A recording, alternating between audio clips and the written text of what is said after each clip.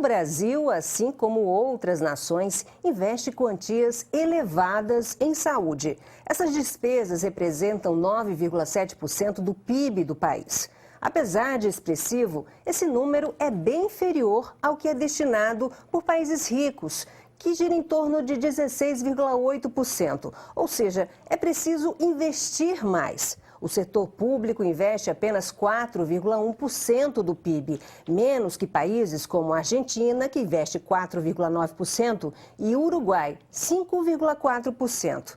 Para falar sobre esse tema, já está aqui conosco o Procurador-Geral do Ministério Público de Contas, Ricardo César Coelho. Seja muito bem-vindo, procurador, ao nosso programa. Obrigado, Andréa. Procurador, por que o senhor escolheu esse tema saúde pública, financiamento, da saúde pública nesse seu primeiro livro? A ideia do tema começou há alguns anos, por volta do ano de 2011, em que tivemos a oportunidade no Ministério Público de Contas de fazer uma parceria com a Promotoria de Saúde aqui da capital. E naquele momento nos foi passado pelas promotoras, da saúde pública, uma dificuldade que elas tinham em relação à compreensão do financiamento da saúde pública, especialmente do Fundo Municipal de Saúde aqui da capital. Apesar de lidarem em uma promotoria com um tema praticamente exclusivo de saúde pública, ainda assim, aquelas profissionais, colegas de Ministério Público, demonstraram essa dificuldade em compreender a parte do Fundo Municipal de Saúde, de compreender as contas que constituem esse fundo. E aí, com base nisso, eu guardei essa necessidade e, algum tempo depois, quando da seleção para o mestrado, eu apresentei esse tema para a faculdade e acabou sendo aceito na Faculdade de Direito da USP e fui cursar o mestrado e trabalhando sempre com essa perspectiva de abordar o financiamento da saúde pública. Então, a origem foi essa, justamente uma dificuldade demonstrada por pessoas que depois eu soube não só do Ministério Público, mas de outros profissionais também, que lidam com a saúde pública, às vezes são gestores do SUS, mas que têm uma certa deficiência na hora da compreensão do financiamento. Então, achei que seria um campo importante a ser abordado. Perfeito. No livro, o senhor traça uma trajetória, digamos assim, faz um histórico da saúde pública desde os tempos da coroa portuguesa até os tempos de hoje. Aí eu lhe perguntaria, o que mudou ao longo desse tempo? Que análise que o senhor faz dessa história da saúde pública no nosso país? Eu acredito que a saúde pública no país, apesar de nós termos hoje um sistema muito criticado ainda, que é o Sistema Único de Saúde, mas eu digo que a existência do SUS, ela em si já é uma conquista, porque antes dele ser criado, por exemplo, você tinha pessoas no país que não tinham cobertura nenhuma, não tinham direito a cobertura nenhuma. Então, o que acontece? No Brasil, apenas fazendo um esforço histórico um pouco mais extenso, mas se a gente olhar, a saúde vem lá, começa ali nos anos do século XIX, no início do século XX existe uma evolução e depois é criado o Ministério da Saúde, que naquela época era junto com o da Educação, depois ele se separa e vira o Ministério da Saúde. Nos anos 60 é criado o Fundo Nacional de Saúde e na Constituição de 88, que é o nosso modelo vigente atual, ela foi fortemente influenciada pelo movimento sanitário da década de 1980 e o Sistema Único de Saúde é um resultado principalmente das demandas e dos apelos desse movimento dos anos de 1980.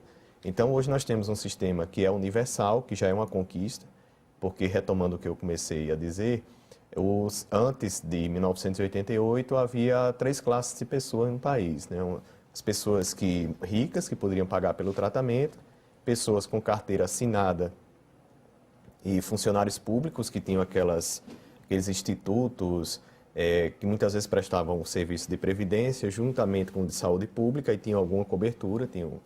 E o terceiro grupo, que eram as pessoas que baixa renda, que não pertenciam a nenhum dos 2 grupos anteriores e que ficavam à míngua de qualquer cobertura, não tinham nenhuma proteção social do ponto de vista da saúde. Então, essas pessoas, elas ficavam à míngua, né, de qualquer tratamento e ficavam a depender apenas de casas filantrópicas. E com o SUS, não. O cenário muda e todos passam a ter direito a um sistema que é universal e, portanto, para todos os brasileiros. Então, só o fato dele existir já é uma conquista. E isso, eu acredito que a existência do SUS é responsável por grande parte dos avanços, que apesar de nosso país ainda ser muito atrasado, em diversos índices, mas houve melhoras significativas nos últimos 25, 30 anos nos indicadores de saúde, como, por exemplo, a redução da mortalidade infantil, entre outros índices. Então, acredito que o SUS teve um papel importante, por isso deve ser fortalecido. Com a Constituição de 88, né, a saúde se torna um direito social. Isso, por si só, foi um momento representativo na história? Foi um divisor de águas naquele momento? Ou foi só um momento simbólico? Se você olhar nos outros textos constitucionais do país, você vai ver que a saúde, pela primeira vez, ela se torna um direito social em 1988. Isso foi importante porque a nossa tradição é de uma Constituição geralmente muito extensa e, apesar de extensa, ela não vinha contemplando a saúde pública como um direito das pessoas. Então, isso foi um marco, acredito, a partir de 1988, e a partir dele é que se pôde estruturar aí outros dispositivos constitucionais, como até o que prevê o SUS, lá no artigo 198 da Constituição Federal. A importância do gasto social, né? Quando eu falo assim, o gasto em relação, qual é a ligação direta do gasto social com o desenvolvimento econômico, por exemplo? Há realmente essa ligação direta do gasto com o desenvolvimento econômico, a diminuição das desigualdades, ou seja, quanto mais eu invisto, existe essa relação, ou seja, nesse livro o senhor traz isso? Esse é um dos pontos que eu acredito mais importantes do livro, porque a gente tem sempre uma ideia, e é muito difundida, às vezes até pelos economistas, de que você investir nessas áreas sociais é um gasto para o país, é um peso. Se usa muito essa palavra, né? Essa terminologia gasto, né? E para outros já não é gasto, é investimento, né? Ou seja, mas no livro eu procurei aprofundar nessa parte e vi estudos, por exemplo, de Amartya Sen, que foi prêmio Nobel, e que foi um dos idealizadores do IDH. E lá na obra dele, que é muito, muito rica, ele começa a abordar de forma até empírica alguns países, inclusive países asiáticos, que eles tiveram um crescimento econômico que foi antecedido pela universalização do serviço de saúde e de educação. E esse autor, que é indiano, Amartya Sen, ele faz esse estudo e mostra que quando você investe em saúde e educação, você também está ajudando a economia. Isso traz um retorno para a economia e propicia que você cresça, que o país se desenvolva. Então, a gente não pode tratar a pauta da saúde distante da economia. Hoje há um movimento no sentido contrário, dizendo que o governo tem que reduzir os gastos em saúde e em educação para fazer com que a economia funcione.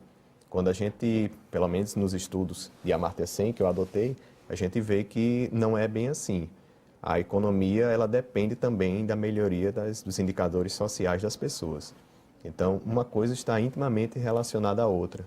E eu também falo no livro que os gastos, por exemplo, em saúde, em educação, eles são muito importantes para a diminuição da desigualdade social no país.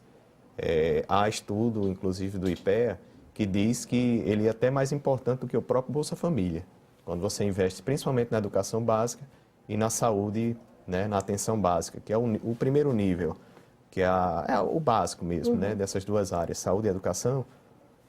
E tomando aqui o caso da saúde, você está ajudando a reduzir a própria desigualdade no país, que sempre foi muito alta, historicamente, no país.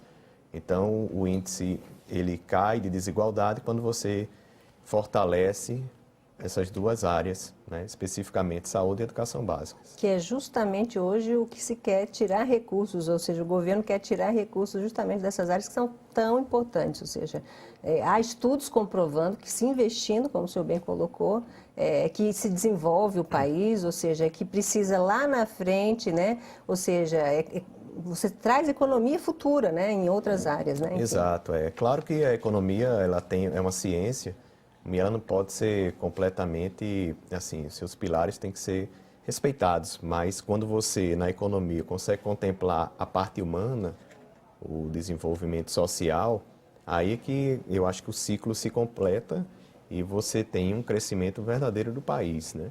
Até mais duradouro do que quando você resolve só a parte da economia e deixa o social de lado. Então, acho importante quando você trabalha ou ataca essas duas frentes ao mesmo tempo, que foi o que alguns países, como o Japão, a Coreia do Sul, alguns países que hoje são desenvolvidos fizeram anos atrás, né? A Europa, por exemplo, universalizou a educação básica por volta de no século XIX em muitos países, e a gente agora, que recentemente, está conseguindo atingir os índices deles. Então, você tem que preparar, eu acho, esse arcabouço social para só depois, ou concomitantemente, ter o salto econômico, né? Mas hoje a gente vê um movimento, inclusive, contrário, né? Com a emenda constitucional 95, que para mim tem aspectos importantes na emenda, mas em relação à saúde pública ela vai trazer aspectos, digamos, vai complicar a situação, porque vai impedir que a União aumente, por exemplo, o gasto federal nesse setor, que, como você falou, até já foi dito aqui, a União gasta menos, o Brasil, como país, gasta até menos do que alguns vizinhos latino-americanos. E essa distorção vai ficar cada vez mais difícil de ser corrigida, porque a União, com essa emenda constitucional 95, que é boa em alguns aspectos, eu repito, mas ela também vai dificultar que você aumente o investimento nesse setor, que é o da saúde pública, por exemplo. Perfeito. O SUS tem quase 30 anos de existência e, de uma forma geral, o SUS leva ou não a culpa por tudo, assim, ou seja, pelo mau andamento, né, da saúde pública. Afinal de contas, o SUS é um bom sistema? Pode sim ser considerado um bom sistema ou há falhas? Eu acho que ele pode, as duas coisas. Ele tanto pode ser considerado um sistema que tem aspectos positivos, como tem inúmeras falhas ainda. No livro eu aponto algumas falhas, né? Por exemplo, a falta de financiamento, principalmente da União, eu acho que é uma delas. Eu acredito também que há problemas de gestão sérios no SUS, há até um desconhecimento, o livro até, o maior motivo de eu ter lançado foi esse, porque ele foi a dissertação de mestrado, depois foi revisado e adaptado e foi lançado. E há também problemas como falta até de conhecimento de como funciona o sistema, né? Principalmente do seu financiamento. Então, esse foi o motivo que me levou a escrever a obra. Mas tem aspectos positivos, o fato dele ser universal, por exemplo, de todas as pessoas já terem direito a acesso, porque antes não havia esse direito garantido, né, a todo mundo. Isso é um aspecto positivo, mas tem coisas que têm que ser melhoradas, como a questão do financiamento, precisa de mais investimentos no setor, e não só investimentos, como também a questão da gestão, também, que é outra questão que no meu trabalho, lá no Ministério Público de Contas, eu tenho tido como cada vez mais importante. Você saber gerir algo é também tão importante quanto você não é só ter dinheiro, tem que também gastar bem. Então, o SUS tem muito a melhorar ainda. Deu a sua contribuição, mas pode dar muito mais se esses dois aspectos, o financiamento e a gestão, forem melhor atacados, por exemplo. Procurador, vamos dar um exemplo prático, assim, para quem está em casa, que é uma coisa que a gente vê muito no dia a dia de qualquer jornal, noticiário. Falta algodão, esparadrapo, enfim, itens básicos no hospital.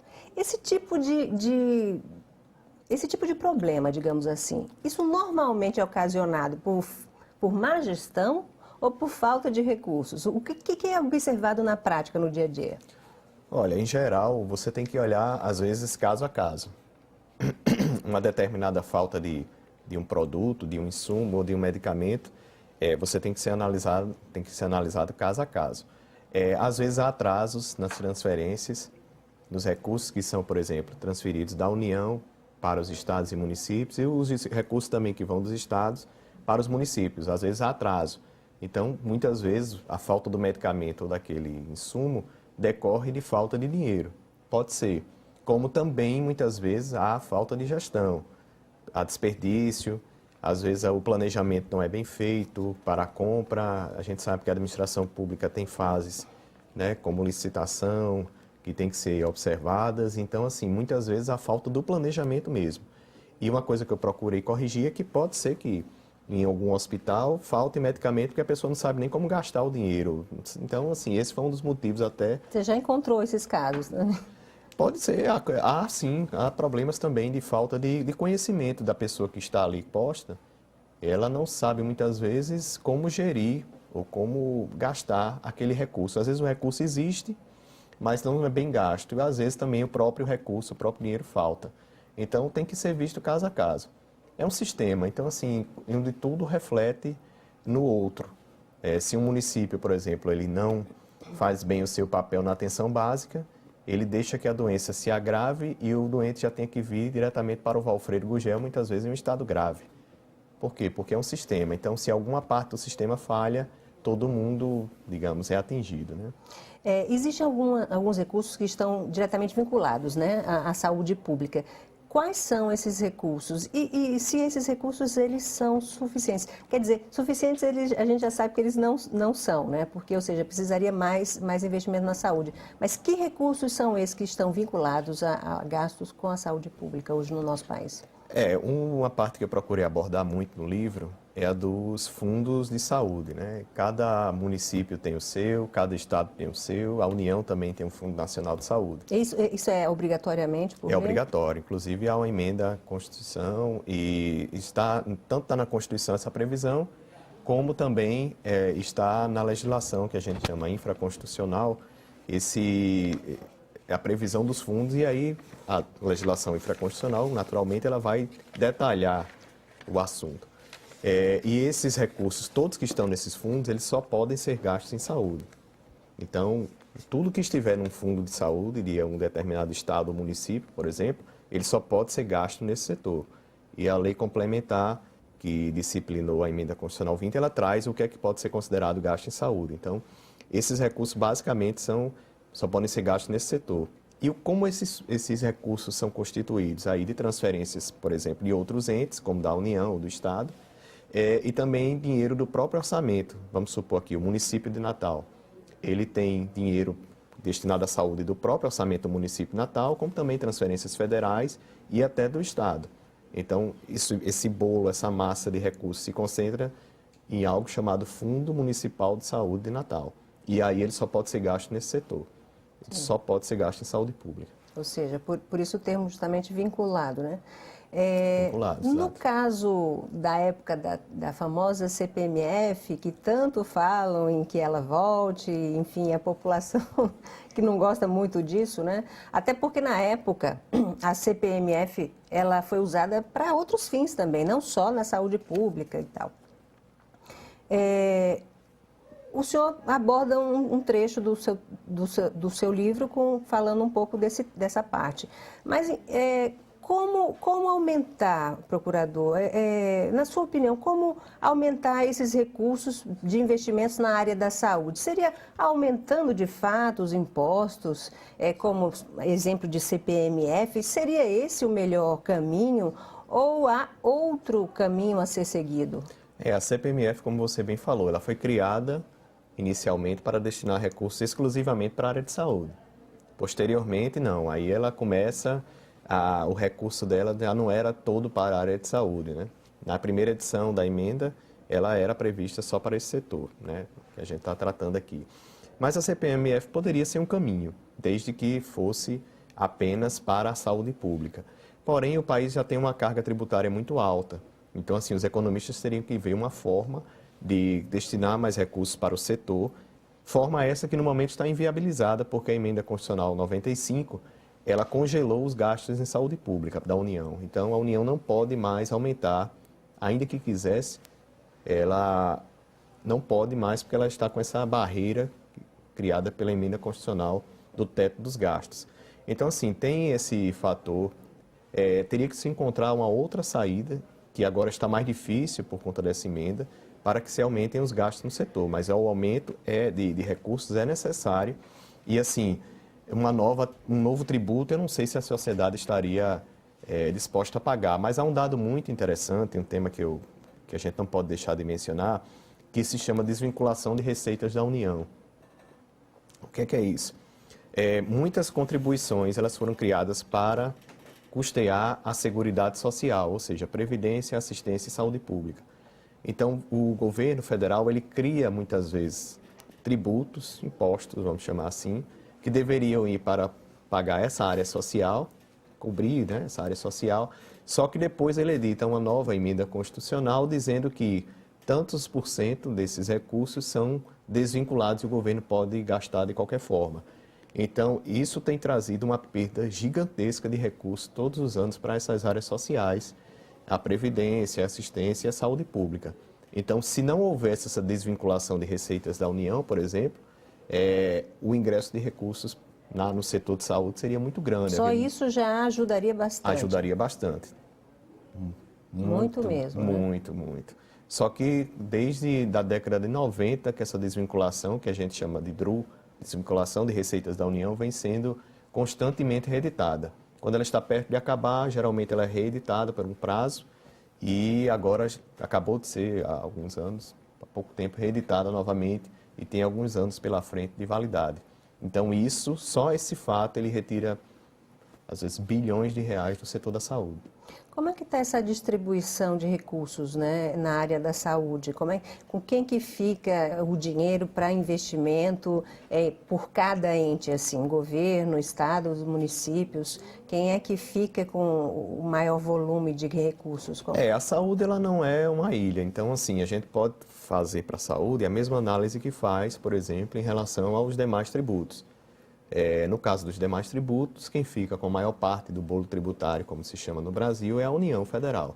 Então, a União ela fica com esse valor, ela com a maior parte do valor, os estados com um pouco menos e os municípios com menos ainda. Então, a maior parte dos recursos da saúde é, de fato, arrecadada pela União Federal.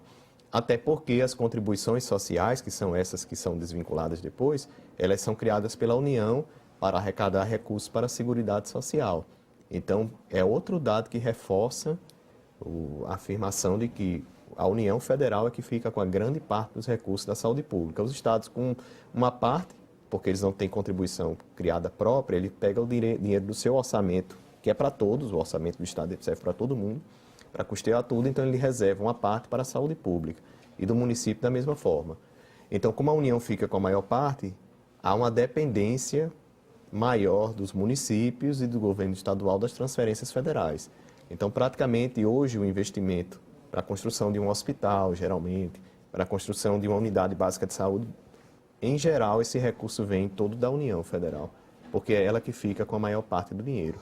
Isso é justo? Até que ponto isso é justo, né? Os municípios reclamam muito. Nós que somos municípios, que o cidadão está aqui, né? Nas cidades, e aqui que é feito atendimento, ou seja, o dinheiro deveria vir para cá. Esse tipo de discurso a gente ouve muito, né? Esse tipo de reivindicação. Até que ponto que o senhor acha que isso é justo ou se deveria fazer um novo pacto em relação à distribuição?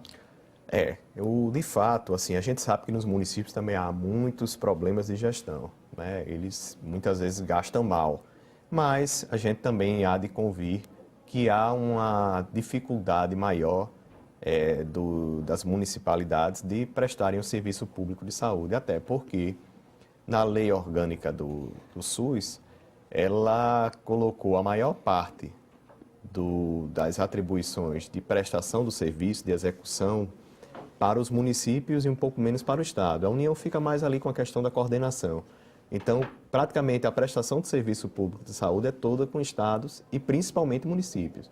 Então, eles têm mais atribuição, ele tem mais obrigação, mais a tarefa de prestar o serviço à comunidade, porém, ele é o ente que tem menos recursos. Então, teria que haver um novo pacto federativo, eu concordo, em que os municípios tivessem. Se é para dar a eles, municípios, as tarefas, eles têm que ter os meios, têm que ter os recursos. Inclusive, essa é uma lição até de Rui Barbosa, né? Quem dá os fins tem que dar os meios. Então, se o município tem como fim prestar saúde pública, ele tem que ter recursos para tanto. Perfeito. Quando o senhor fala de fundos de saúde, e aí o senhor traz à tona também no livro o exemplo Obamacare, né? Até que ponto são importantes esse tipo de fundo de saúde? Eu acredito que eles são muito importantes, porque o fundo de saúde, na verdade, ele separa uma parte do dinheiro público para a destinação a um determinado setor. Esse é o fundo público. E o fundo de saúde faz isso em relação à saúde pública. Eu acredito que é importante, eu acho que mostra até o Obamacare que o Brasil está certo ao separar uma parte da contabilidade pública, os recursos que são destinados à saúde pública. Então, essa área social, pela relevância, ela merece que o dinheiro destinado a ela fique separado do orçamento geral, porque o orçamento, até pelo próprio nome de geral, ele serve para custear toda a máquina pública. Então é importante que você separe. E o Obamacare nos Estados Unidos foi idealizado também e com uma contabilidade separada de recursos do Tesouro americano destinados especificamente a esse setor. O Obamacare, que inclusive está sendo objeto de ataque nesse momento. Verdade. Pela nova administração lá, Trump, dos Estados Unidos. Mas é importante, até porque nos Estados Unidos acontecia, apesar de ser o país mais rico do mundo, acontecia, assim como no Brasil, antigamente, e muitas pessoas, ainda acontece, muitas pessoas não têm qualquer cobertura de saúde lá. Então, o Obamacare, destinando recursos específicos para a utilização na saúde pública, procurou corrigir esse erro histórico americano, que é deixar à margem do atendimento milhões de americanos. Procurador, o seu livro já foi lançado aqui em Natal, em Florianópolis, São Paulo, Brasília, e a edição está praticamente esgotada, é isso? A gente teve a satisfação de ver em menos de 6 meses a edição esgotada na editora, mas eu ainda tenho exemplares aqui em Natal, né? Apesar desses lançamentos, a gente ainda tem alguns exemplares à venda, mas é uma satisfação, realmente, foi até acima do que a gente esperava, como eu disse, em menos da metade de um ano já ver a edição praticamente esgotada. Na editora já está esgotada, mas havendo alguns na internet e algumas poucas unidades em outras páginas, né? Mas muito poucos. Então, assim, é uma satisfação, mostra que o tema, ele carece, né, de literatura ainda. Sim. E mostra que há muitas pessoas interessadas, né, pessoas que trabalham com esse setor e que têm interesse em procurar aprender um pouco, né, e a gente procurou dar a nossa contribuição, porque às vezes as pessoas, eu até posso dizer que morrem às vezes na fila do hospital porque não se sabe como gastar o dinheiro, não sabe como conseguir o recurso, não sabe como gerir um sistema.